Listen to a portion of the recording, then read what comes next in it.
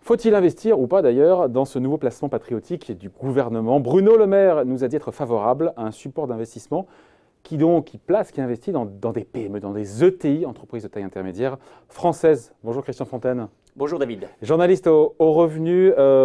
Notre ministre de l'économie, on l'aime bien d'ailleurs, on l'a reçu ici, mais il a oublié que ça existait déjà, ça s'appelle le PEA-PME. Il y a déjà des trucs qui existent, non? Alors, il y a effectivement déjà un certain nombre, une panoplie de placements pour investir dans l'économie productive. Alors, effectivement, il y a le PEA-PME lancé en 2014. Qui n'est pas un franc succès. Hein. Alors, qui n'est pas un franc succès, c'est vrai. Il y a environ 80 000 plans ouverts pour 1,3 milliard d'euros. Donc, c'est peu, mais il y a d'autres options pour investir dans l'économie productive. D'abord, on peut investir dans sa propre entreprise. De plus en plus de Français le font. Ensuite, on peut investir par intermédiaire. Faut-il en avoir une? Alors, faut-il en avoir une? C'est pour ça qu'il y a des sociétés, il y a des vieilles associations de business angels qui permettent déjà aussi d'investir dans les PME, PMI. Puis il y a la finance participative, il y a aussi les FIP, la FCPI, la FCPR. Donc effectivement, vous avez raison David, il y a toute une panoplie qui permettent déjà aux particuliers intéressés par l'économie productive d'y investir. D'avoir un placement patriotique, en investissant donc dans les PME. Bon, il a missionné, le ministre de l'économie Bruno Le Maire, il a missionné le patron de la Banque publique d'investissement, la BPI, pour travailler donc sur un nouveau produit financier. À quoi il ressemblerait, ou est-ce qu'on est encore dans le flou total? Ou est-ce qu'on peut imaginer un peu à quoi ça ressemblerait? Alors, d'abord, il faut quand même, je dirais, préciser que le monde de l'épargne est un monde très réglementé où il y a peu d'innovation. Donc déjà, un nouveau placement, il faut tout de même s'en féliciter, notamment un nouveau placement pour investir dans l'économie productive et essayer d'attirer l'épargne des Français davantage vers les actions. De leur compte courant, sur lequel il y a des centaines de milliards qui rapportent que dalle. Hein. Il y a plus de 400 milliards effectivement sur le compte courant et l'argent a doublé depuis 2008. Donc, oui, alors que les taux ont baissé, alors que les taux d'intérêt ont baissé. Alors, que sait-on de ce placement? Eh bien, d'après les données qu'on sait aujourd'hui, regardons un petit peu les grandes caractéristiques de ce placement. D'abord, en termes de sécurité, ça pourrait donner quoi? C'est un placement dans ce qu'on appelle le private equity, le non coté. Donc, a priori, ça serait un placement sans garantie sur le capital, ou alors uniquement peut-être une garantie partielle sur le capital en fonction des caractéristiques techniques qui seront décidées par la BPI. Dans la durée du placement. Une garantie qui serait peut-être à échéance lointaine, on imagine. Hein. À échéance très lointaine. Alors là, vous mettez un point sur une autre caractéristique du placement, ce qu'on appelle la liquidité, c'est-à-dire la capacité à pouvoir récupérer sa mise à tout instant. A priori, c'est un placement en action non cotée. Donc là, votre argent, c'est type même du placement tunnel, votre argent serait récupérable uniquement au bout de 7 ou 8 ans. Et pourquoi pas? En même temps, si la rentabilité est là, où est le problème? Exact. Alors la rentabilité, une autre caractéristique importante, c'est un nouveau placement, donc on n'a pas de track record, pour parler comme les projets. On n'a pas d'historique. Par contre… On a l'historique de la BPI, en tant que tel, qui, pour le coup, c'est son boulot aujourd'hui, investit, prête, finance des PME, des ETI. Bien sûr, et on a toutes les statistiques de ce qu'on appelle l'investissement dans le non-coté. Et là, lorsqu'on regarde les derniers chiffres de la FIC, en fait, on voit que cette famille de placements qui n'est pas connue de beaucoup de Français, historiquement, c'était réservé quand même à quelques happy few, les grosses fortunes. Eh bien, la performance sur le long terme, sur 10 ans, ça donne plus 8% de performance en moyenne par an, donc c'est quand même pas mal quand l'immobilier ne fait que 5%, et les actions côté dividende réinvesti que 3%. Bon, la période de référence n'était pas terrible. Mais donc, on voit que c'est un placement à potentiel. À potentiel.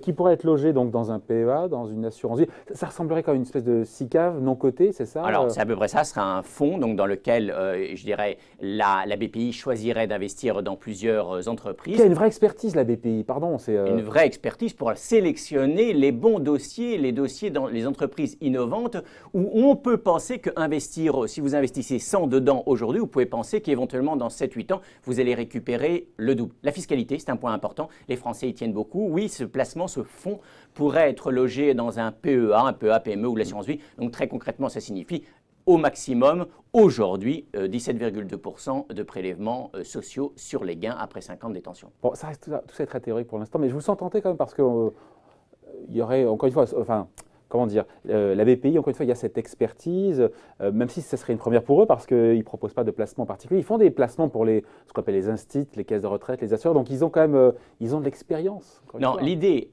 est bonne, mais pour rebondir sur votre idée de départ, vous avez entièrement raison. Il existe déjà de nombreux, je dirais, placements pour investir dans le côté, donc on se demande un peu quel est l'intérêt d'en avoir un de plus. Ensuite, il va falloir bien regarder en détail les caractéristiques de ce placement, et attention, ça sera tout de même peu ou prou un placement risqué. Donc plusieurs conseils à donner, je dirais, à vos auditeurs. D'abord, il faudra investir dans plusieurs fonds pour diversifier les risques, plusieurs fonds de générations différentes. même s'il y a une sélection très précise et je dirais de qualité des entreprises, il y aura quand même une notion de risque. Donc il faudra investir dans un produit que vous connaissez avec surtout un niveau de risque que vous êtes prêt à accepter. Sans pouvoir récupérer son argent pendant X années. Voilà, c'est très important. Ouais. Et peut-être pour terminer, ou une idée mais avec du rendement potentiel, les chiffres le montrent. Avec du rendement, c'est du passé. Avec du rendement potentiel. Alors, la vraie question, c'est que tout à l'heure, vous parliez du PEA-PME. Le PEA-PME, c'est un échec. Bon, pourquoi c'est un échec? Parce que le PEA-PME ne répondait pas et ne répond pas aux besoins de sécurité des Français. Il faut peut-être arrêter de stigmatiser les Français qui, je dirais, l'épargnant français moyen qui a besoin de sécurité. Toutes les études le montrent. Ouais. Alors, oui, il faut certainement l'attirer, mais progressivement. Donc, ça fera souvent vous écouter. L'encadrer. Cette initiative. Attendons de connaître les caractéristiques techniques et financières de façon très chaud, précise. On réagit à chaud. Mais effectivement, on ne voit pas pourquoi le PEA-PME a été un échec. Je dirais aujourd'hui, on n'a pas tous les éléments sur la table. Donc, je dirais pas de jugement à l'emporte-pièce sur un nouveau placement qui, a priori, va dans le bon sens. Je veux dire, tous les économistes sont d'accord sur le fait qu'il faut attirer l'épargne des Français vers l'économie. Et ça démocratise ce qu'on appelle le non-coté, qui est pour le cas aujourd'hui réservé à ceux qui ont le plus d'argent dans les particuliers ou aux caisses de retraite, instituts et compagnie. Voilà, c'est ça. Alors, il y a eu, je dirais, déjà des étapes faites en la matière, puisque vous savez, c'est toutes les plateformes de crowdfunding qui permettent également d'investir dans le non-coté. C'est un peu la jungle, quand même, non? C'est un peu la jungle, c'est quand même réglementé. Bien sûr. C'est réglementé. Mais là, il y a la caution BPI. Il y a la caution BPI. Oui, il y a la caution BPI sur la sélection des projets, mais ça restera quand même un placement risqué. Il faut le dire. Il faut le dire. Ça sera opérationnel dans quelques mois selon le ministère des Finances, donc on aura l'occasion d'en reparler. On n'a rien oublié là-dessus, non? On a fait le tour. Non, alors il faut prendre un peu de hauteur quand même. Oui. Il faut voir Prenons un peu de hauteur avec cette mesure. Il faut voir que cette mesure s'inscrit dans un ensemble plus large, donc qui vise à orienter les placements des Français vers, je dirais, l'économie productive. Et donc, bien sûr, il y avait des mesures fiscales qui ont été prises depuis le début du septennat, à savoir… Quinquennat, il est resté au septennat. Quinquennat. Pourtant, j'ai des cheveux blancs, ça doit être ça. J'ai oublié quelques années. Quinquennat. Et donc, il y a déjà eu, bien sûr, assouplissement du PEA, assouplissement du PEA-PME, c'est prévu dans la loi Pacte, en discussion à l'Assemblée nationale en ce moment. Et puis, il y a eu le recentrage de l'impôt sur la fortune sur l'immobilier. Il y a eu la baisse de la taxation sur les plus-values de valeur immobilière. Voilà, plus la mesure qui vient d'être annoncée là, de cette création de ce support financier patriotique. C'est une mesure en plus, parmi d'autres, pour, je dirais, essayer de router l'épargne des Français vers l'économie productive. N'oublions pas un chiffre qu'on donne peu. Les Français ont 100 000 € de placement financier en moyenne par individu. Si vous enlevez, c'est quand même un chiffre significatif. Ce que je veux dire, c'est que certes, ce type de placement est un placement risqué, mais qui peut quand même potentiellement concerner beaucoup de gens. Parce que lorsque vous avez mis 5 000 € sur un PEA, 10, 20 000 € sur un PEL, 30 ou 40 000 € sur un contrat d'assurance vie en euros, il vous reste une petite poche pour investir en bourse ou sur ce type de nouveau placement. Exactement. Ou autre placement, on va voir la couverture, parce qu'il y a tout un truc sur la santé. Nos valeurs, coup de cœur, pour ceux qui veulent investir, c'est de l'action, c'est coté, c'est la bourse, cette fois-ci. C'est la bourse, voilà. Il y a toute une enquête.